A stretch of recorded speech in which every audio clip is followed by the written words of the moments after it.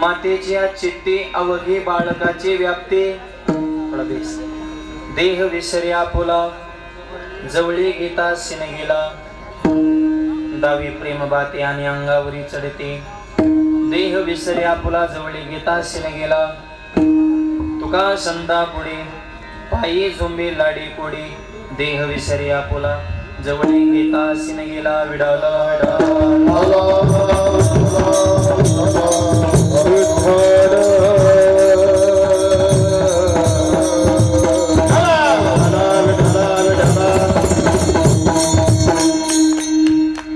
पांडुरंगा करू प्रथम मन मन दुसरे चरण संदाच्या त्यांच्या कृपादाने कधी जा विस्तारो बाबाजी सद्गुरु दास तुका ओम नमो ज्ञानेश्वरा करुणा करा दयाळा तमचा अनुग्रह लागलो पावन झालो चराचरी नमो सद्गुरु तुका या ज्ञान दीपा नमो सद्गुरु सचितानंद रूपा नमो सद्गुरु भक्त कल्याण मूर्ती नमो सद्गुरु भास्करा पूर्ण कीर्ती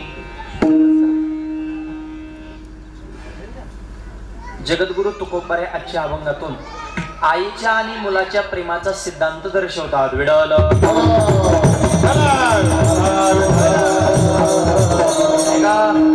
भाग्यवान मातेच्या पुण्यस्मरणाच्या निमित्ताने हे शिवाही वैकुंठवासी सुमंताई नारायण गायकवाड आईंचं हे प्रथम पुण्यस्मरण अर्थात वर्ष श्राद्ध त्यांचा संपूर्ण गायकवाड परिवार आदरणीय आमचे नारायण दादा असतील त्यांचे दोनही चिरंजीव रमेशजी गायकवाड आणि कुमारजी गायकवाड त्यांच्या कन्या मंदाताई बाळासाहेब क्षीरसागर प्रतिभाताई सुशांत वाघमारे आणि परिवारातील सर्वच व्यक्तिमत्व बापू बाळासाहेब जी क्षीरसागर असतील सुशांतजी वाघमारे असतील मुलं मुले सुना जावई बापू आदी करून समस्त गायकवाड परिवार पाहुणे मंडळी मित्र परिवार आत्पेष्ट या सगळ्यांच्या सहकार्यानं कार्यक्रमाचं हे सुंदर स्वरूप प्राप्त झालेलं आहे। या कार्यक्रमासंदर्भात ज्यांनी विशेष अट्टहास घेतला आणि खूप दिवसापासून या कार्यक्रमासंदर्भात माझ्याशी संपर्क साधला असे आमचे रमेश भाऊ आईंवर किती प्रेम असावं पोलीस खात्यामध्ये आहेत परंतु आईवर पराकोटीचं प्रेम निष्ठा आणि आईंचं पुण्यस्मरण करायचं ते अत्यंत आनंदाने आणि थटामाटामध्ये संपन्न हो अशी आमच्या रमेश भाऊंची इच्छा होती। त्यांचे दुसरे बंधू असतील या दोनही बंधूंनी एक विचारानं एक दिलानं हा सुंदर कार्यक्रमाचं आयोजन केलेलं आहे। या कार्यक्रमासंदर्भात नियोजनाच्या संदर्भात वेळोवेळी संपर्क साधणारे आमचे दीपक दादा असतील ही सर्वच मंडळी आदी करून उपस्थित सर्व रते महारती मंडळी सगळ्यांच्या चरणांना नतमस्तक सेवेला प्रारंभ विडावला।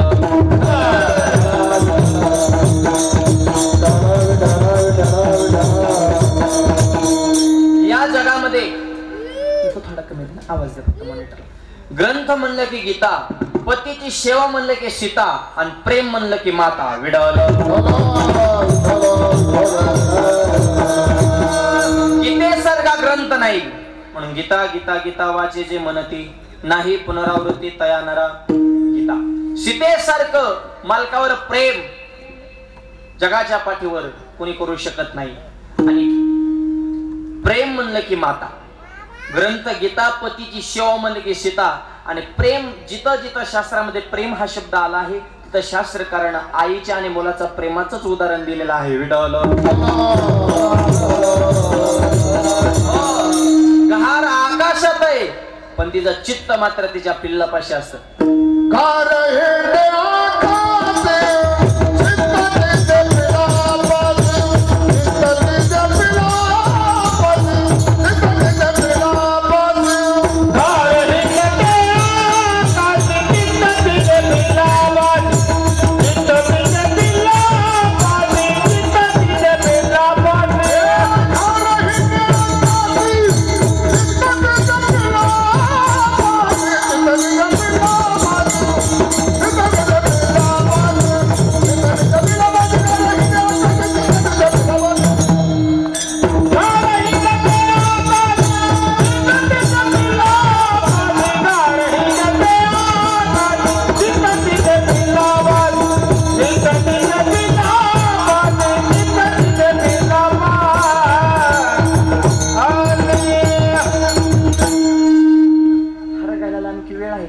बसलं तरी चालेल मी सांगतो माझे हार घालून घ्यायचे बर पूजेला बसलं तरी चालेल अजून ना वेळ अर्धा तास आहे तोपर्यंत पूजा होते। हा ते विठोबा रखमाईच्या भजनाला हार घालू आपण विडावलं विडावलं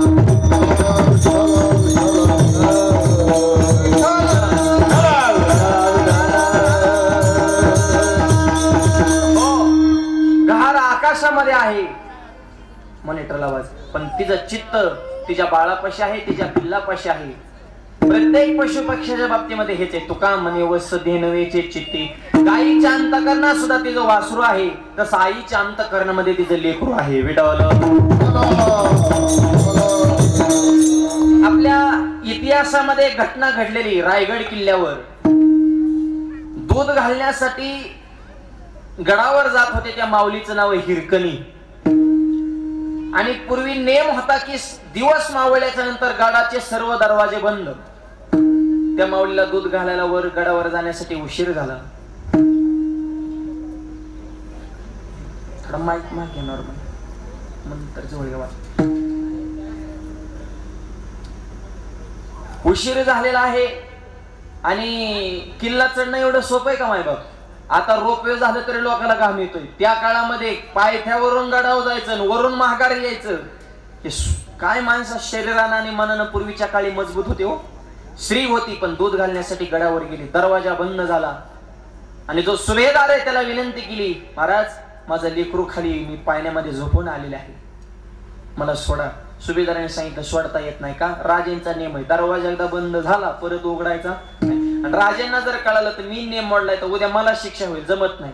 आता जर सुभेदार असताना त्याला जर 500 दिला असतं, आता काय 500,000 दिले की घरकुलं नसली तरी घरकुलं मंजूर आहेत माय बाप. हा बांध दुसऱ्याच्या घराचे फोटो काढून ते होते, फक्त 1000-2000 सरकायचं कामच झालं. भेटलं पण पूर्वी तसं नाही. नेम नियमात बदल नाही. आणि छत्रपतींचा तो नियम आहे, काय करायचं. पण मुलाच्या प्रेमानं व्याकुळ झालेली माऊली कोणताही निर्णय घेऊ शकते, कारण मातेची या चित्ती, हे त्याचं वर्णन आहे बरं का. तर त्या हिरकणी माऊलीनं एक बुरुज पाहिला आणि मुलाच्या प्रेमानं व्याकुळ झालेले ठरवलं दरवाजा उघडत नाही, बुरुजावरून उडी टाकायची, पण परत किल्ला सरच करायचा. उडी मारली, हाताला लागलेले काटे अंगामध्ये टोचलेले आहेत, रक्तबंबाळ ती माऊली झालेली आहे. पण मुलाच्या प्रेमाने गड उतरून खाली आली आणि मुलाला जवळ घेतलं आणि मुलाला आनंदानं दूध पाजलं. दुसऱ्या दिवशी छत्रपतींना कळालं की आपला नियम हिरकणीनं मोडलाय. परत गडावर बोलून घेतलं. 100% त्या हिरकणीला वाटलं की शिवाजी महाराज आता शिक्षा देणार, पण छत्रपतींनी शिक्षा दिली नाही. तिची बोळवण केली, साडी चोळी, तिची बांगडी, तिचा सन्मान केला आणि सांगितलं, आई तुझ्यासारखी हिम्मतवान माऊली जोपर्यंत माझ्या स्वराज्यामध्ये आहे तोपर्यंत माझं स्वराज्य कुणी सुद्धा हिसकावून घेऊ शकत नाही. कारण ज्या राज्यातली स्त्री इतकी मजबूत आहे ते स्वराज्य हिसकून घेण्याची कुणाची ताकद आहे. सिद्धांत संपला. उत्तर आहे का? रायगड किल्ला सर कडून बुरुज उतरून खाली आले. त्या बुरुजाला छत्रपतीनं नाव दिलं की हिरकणी बुरुज. मुलाच्या प्रेमासाठी स्वतःचा प्राण अर्पण करण्याची ताकद फक्त या जगाच्या पाठीवर आईच हे कृत्य करू शकते. म्हणून तुकोबाने सांगतात, आईच्या चित्तामध्ये फक्त तिचं बाळ आहे. अभंगाच्या पहिल्याच्या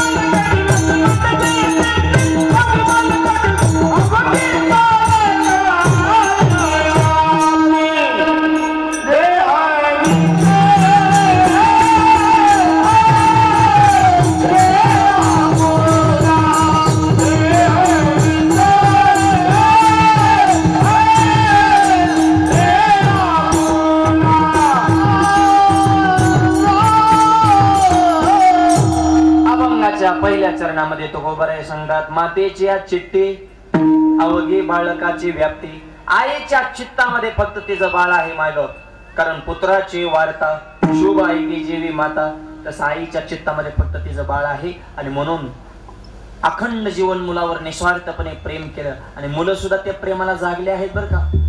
कारण मुंबईला असतात पण तरी सुद्धा आपल्या आईचं पुण्यस्मरण, अन्नदान, ज्ञानदान, पिंडदान व्हावं या हेतून आपल्या जन्मभूमीमध्ये, आपल्या कर्मभूमीमध्ये त्यांनी सुंदर कार्यक्रमाचं आयोजन केलं. नाही तर बदलत्या काळामध्ये काय ह्याचं पुण्यस्मरण, श्राद्ध ही शिकलेली माणसं कुठे देवधर्म मानत असतात का? लय अवघड झाले सध्या. पैसा झाला, जास्त धर्म चाललाय, पुढे 10वीची पंच झाली काय कायच्या.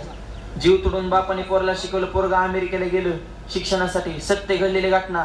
त्या अमेरिकेला गेलं, त्याने ती कालीच मंडळी केली अमेरिकेची.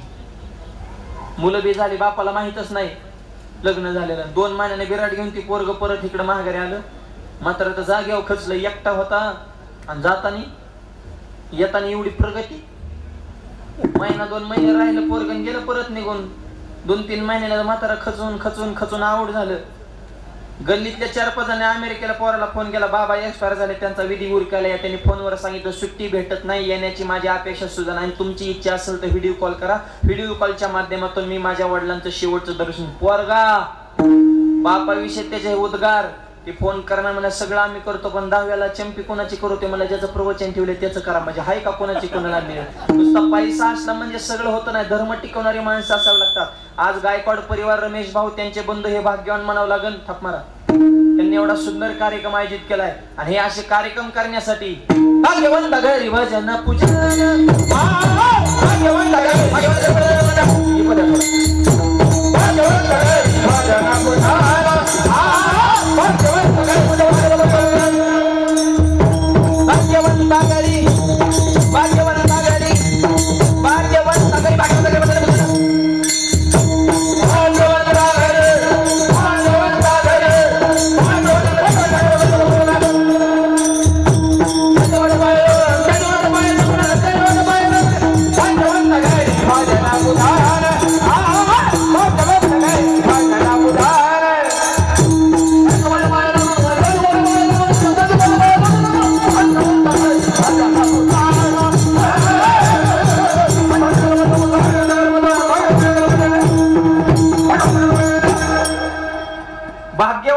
असावे लागतात. त्याच वेळेस दारा पुढे टाळ वाजवतो.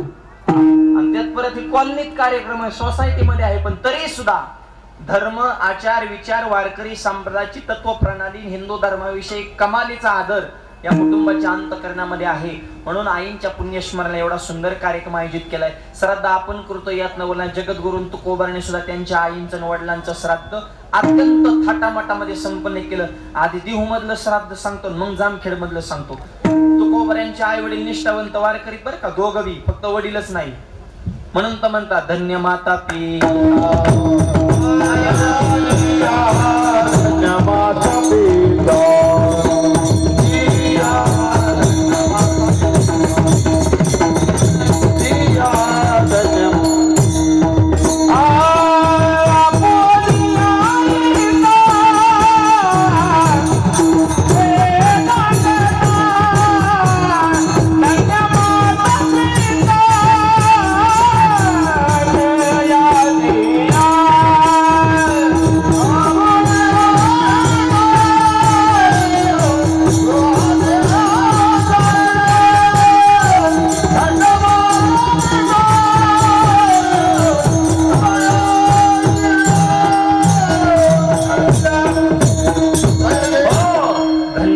पिता, तयाच्या आई वडील भाग्यवान आहेत.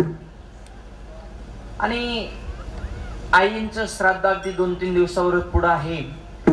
जिजाबाई साहेबांचं तुकोबारांचं जेवण चालून एक दिवशी जेवता जेवता जिजाबाई साहेब तुकोबाने म्हणतात, महाराज 2 दिवस आपल्या आई वडिलांचं पुण्यस्मरण आहे. अवस्थेवर अन्नदान करा, ज्ञानदान करा, पिंडदान करा, वारकरी बोलवा, भव्य कार्यक्रम आयोजित करा. ऐका, पुण्यतिथी कोणाची? सासूबाईची. ना आनंद कोणाला? सुनाला. अशा सुनबाई ज्या कुटुंबात आहेत त्यांच्या दारापुढे टाळ वाजवतो. तुकोबारा म्हणजे काळजी करू नको, भव्य कार्यक्रम करू. अशा 14 टाळकरी मंबाजीबा मोरे, वसई, चिंतामणी, दिवाणगडच्या फकीर, रती, महारती लोकांना निमंत्रण दिलेली. अडचण अशी निर्माण झाली, ज्या दिवशी वडिलांची पुण्यतिथी आहे, आई वडिलांची संयुक्त पुण्यतिथी होती. तुकोबऱ्या झोपतीने उठले आणि इंद्रायणीवर गेले, काकडा सुरू केला. आणि काकडा असा रंगात आला गेला. आपल्या वडिलांचं पुण्यस्मरण हेच तुकोबरा विसरून गेले. तसेच भंडारा डोंगरावर गेले. तुम्ही म्हणता वडिलांचं पुण्यस्मरण विसरले असा कुठं लेख असतो का? ते लेख नंतर आहेत, अगोदर संत आहेत. आणि संतांची अवस्था असो ऐसा कोठे आठवची नाही, देहीच विदेही भोगोदशा. देहावर उदास आहे ते भक्ताच्या यादीत एक नंबरला आहे. गेले भंडारा डोंगरावर. जिजाऊ माऊलीला टेन्शन आलं, महाराज कस काय आहे ना. तुकोबऱ्याचं भजन करत करत भंडारा डोंगर गाठला. पांडुरंगाने विठ्ठल उडी टाकली आणि तुकोबऱ्यांचं रूप धारण केलं. देहूनगरीत प्रवेश केला. गाडी गावात शिरल की पारावले मंडळींचं डोळं फिराले. हे पारावले चौकातले टपरीवले नमुने भयानक असतात. फक्त गावचं कुठा नाही, ह्याचं असं झालं त्याचं तसं झालं. तुझं बघ ना, कवर लोकांची चर्चा करतो. स्वतः कधी आई वडिलांच्या नावानं अन्नदान ज्ञानदान करणाऱ्याला चांगलं म्हणणार नाही. आता इतका सुंदर कार्यक्रम या परिवारानं आयोजित केलाय, तरी काय काहींच्या डोक्यात गणगण असं कशामुळे केला असं. मार करू नको पण जळू नको ना, करणारा का नाव ठेवतो. हे समाज असा आहे म्हणजे फार अवघड आहे. तू का म्हणे हास्य जेन नाही कान लोक कुणालाच नीट बोलत नाही. त्याच्यामुळं समाजाकडे बघून परमार्थही होत नाही आणि संसारही होऊ शकत नाही. ही माणसं अशी त्या अनंत वाचाळ बरळ ती बरळ. शास्त्र असं सांगतं की आज जो आपण त्यांना नैवेद्य दाखवतो हा नैवेद्य त्यांच्यापर्यंत पोहोचतो. मला एक जण म्हणला, हिथं दाखवलेला नैवेद्य तिथं पोहोचतोच कसा? की मला हालू न द्या ना, उत्तर द्या. आता आम्हाला माहिती आहे उत्तर कसं द्यायचं. जसा पुढचं असेल तसं उत्तर असतं आमच्याकडे. मला एक जणाला कीर्तन करताना धोतर का घालता, मग काय बरं मडव करू का? काय लोक काही एक मला जेवताना ताट्याच्या कडेने पाणी का फिरवता. म्हणलं मुंगी आत येऊ नाही म्हणून. आता जसेच तसंच वागावं लागते, नाही तर लोक वार करायचं रिपीट करते. हिथं दाखवलेला नैवेद्य तिथं पोहोचतोच कसा? मृत्यू कुठं, पितृ कुठं, काही संबंध आहे? ते म्हणलं त्याचं उत्तर असेल, तुझ्याकडे मोबाईल आहे का? मला मुंबईला कोण मित्र आहे का? मला हो जवळचाच. लाव फोन. 1 मिनिटं बोलले. मला ठेवू फोन. तू कुठं? म्हणला मी जामखेडमध्ये. फोन कुठं लावला? मुंबईमध्ये. म्हणलं हिथून लावलेला फोन मुंबईमध्ये लागतोच कसा? तो माणूस तुझ्यापाशी आला का नाही? तू त्याच्यापाशी गेला का नाही? तुमच्या दोघांचा संवाद कसा काय झाला? तो म्हणला ते अदृश्य रेंज आहे. म्हणलं मग ही सुद्धा अदृश्य रेंज आहे. मोबाईल माणसाने निर्माण केला तरी रेंज दिसत नाही. मग देवानं निर्माण केलेला कल्पना सृष्टीचा कायदा हा माणसाच्या बुद्धीच्या पलीकडला. जिथं आपली सगळी बुद्धी संपते तिथं देवाची सुरू होते. आणि आजचा नैवेद्य त्यांच्यापर्यंत पोहोचतो. आणि नुसता पोचत नाही, हा नैवेद्य पोचल्याच्या नंतर ते इतके प्रसन्न होतात की आजचा सोहळा पाहून वैकुंठावशी आई साहेब या गायकवाड परिवाराला स्वर्गातून सुद्धा उत्तम प्रकारे आशीर्वाद दिल्याशिवाय राहणार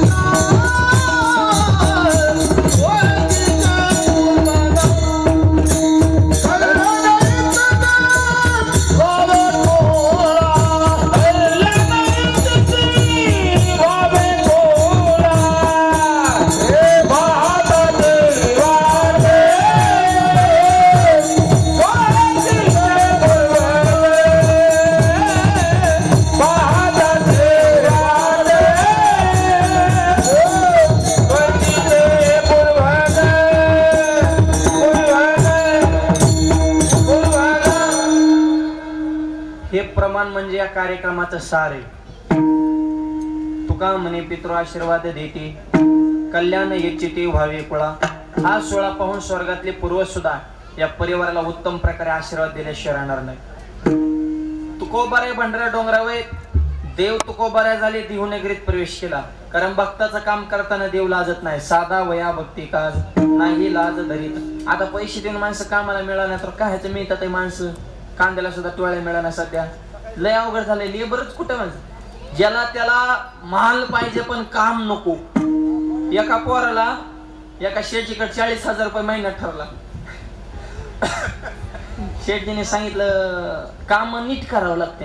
ह्यो म्हणला सगळे नीटच करतो म्हणला काम, पण माझ्या 2 अटी तुम्हाला मान्य कराव्या लागतील. म्हणले बोल काय म्हणणे. म्हणले पहिले अट झोपीतून उठलं की जेवायला लागते, दिलं. दुसऱ्या म्हणला जेवलं की झोपावं लागतं. तुला इतका तुडीवला पाहिजे, उठलं की गिळतो, गिळलो की मुर्रसतो. तू काम कधी करणार आहे? म्हणजे नुसता लबाडताच धंदा येणार.